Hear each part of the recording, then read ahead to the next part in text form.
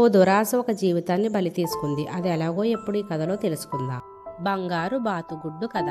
ఒక ఊరిలో గంగయ్య అనే పేదవాడు ఉండేవాడు. అతను రోజూ అడవికి వెళ్ళి కట్టెలు కొట్టి అవి అమ్మగా వచ్చిన డబ్బులతో కుటుంబాన్ని పోషించేవాడు. అతడి పేదరికాన్ని, అతడు పడుతున్న కష్టాన్ని చూసి ఒకరోజు వనదేవతకు జాలి కలిగింది. ఒక బాతుపిల్లను సృష్టించి అతని వద్దకు పంపింది. ఆ బాతుపిల్ల నెమ్మదిగా నడుచుకుంటూ కట్టెలు కొడుతున్న గంగయ్య ముందుకు వచ్చి నిలబడింది. ఆ బాతుపిల్లను చూడగానే గంగయ్యకు చాలా ముద్దు. అరే, ఈ బాతుపిల్ల చాలా అందంగా ఉందే. గొడ్డలి పక్కన పడేసి దగ్గరికి వెళ్ళి ఇలా అన్నాడు. బాతుపిల్ల, ఇంత పెద్ద అడవిలో నీవు ఒంటరిగా ఉన్నావు. నీ వాళ్ళు ఎవరూ లేరా అని అన్నాడు. అందుకు బాతు, నాకంటూ ఎవరూ లేరు. అయ్యో, అలాగా, బాధపడకు. నాకు కూడా పిల్లలెవరూ లేరు. నీవు నాతో పాటు వచ్చేయ్. నిన్ను కన్నబిడ్డలా చూసుకుంటాను అన్నాడు. ఆ మాట వినగానే బాతు ఒక్కసారిగా ఎగిరి గంతేసింది. ఓ సరే అని ఆనందంగా అతని వెంట పయనమయ్యింది. ఇంటికి తీసుకువచ్చిన బాతుపిల్లను చూసి అత్యంత ఆశపరురాలైన గంగయ్య భార్య తాను దూరడానికి సందేలేదు, మెడకో డోలా అంటూ తన భర్తను వెటకారం చేసింది. కొద్ది కాలంలోనే ఆ బాతుపిల్ల పెరిగి పెద్దదయ్యింది.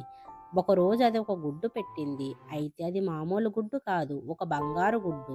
భార్య భర్తలిద్దరూ ఆనందంతో గంతులేశారు. గంగయ్య కంటే అతని భార్య పదింతలు సంబరపడింది.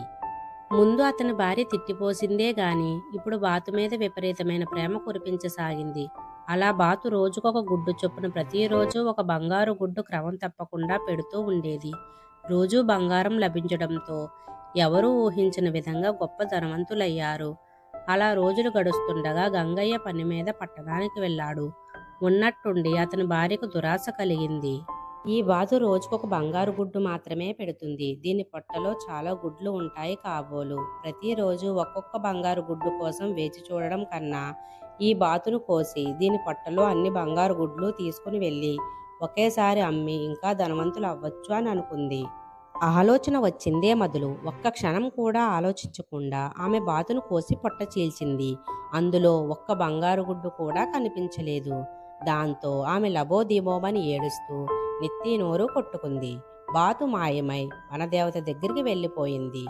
పట్టణం నుంచి పని ముగించుకొని ఇంటికి తిరిగి వచ్చిన గంగయ్యకు జరిగిన విషయం తెలియడంతో నీ దురాశ వల్లే ఇలా జరిగిందని భార్యను తిట్టిపోశాడు. ఈ కథలోని నీతి ఏమిటంటే దురాశ దుఃఖానికి చేటు. Thank you for watching.